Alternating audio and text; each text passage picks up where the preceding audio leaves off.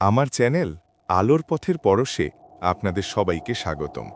আজ আমি আপনাদের জন্য নিয়ে এসেছি এক হৃদয়স্পর্শী গল্প, যা ভালোবাসার গভীরতা এবং অনুশোচনার বেদনা তুলে ধরে। আশা করি গল্পটি আপনাদের মন ছুঁয়ে যাবে এবং আপনারা আমাদের চ্যানেলের পাশেই থাকবেন। ভালোবাসা যখন অনুশোচনায় রূপ নেয়। আমি রিয়াজ। আমার জীবনের গল্পও আপনাদের শোনাতে এসেছি।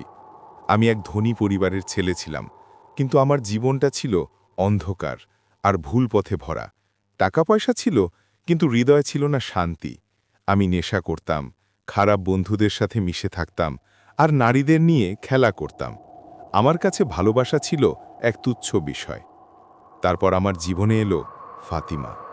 সে ছিল এক দরিদ্র পরিবারের মেয়ে, কিন্তু তার সৌন্দর্য ছিল নিষ্পাপ আর পবিত্র। আমি তার রূপে মুগ্ধ হয়ে তাকে বিয়ে করলাম, কিন্তু আমার মন তাকে গ্রহণ করতে পারল না। আমি তাকে অবহেলা করতাম, সন্দেহ করতাম এবং প্রায়ই মারধর করতাম। সে আমার এই খারাপ আচরণ সহ্য করত, আর আমি তা বুঝতে পারতাম না। সে নীরবে আমার জন্য আল্লাহর কাছে দোয়া করত, আর আমি তাকে আরও বেশি কষ্ট দিতাম। আমার মনে হতো সে আমার যোগ্য নয়।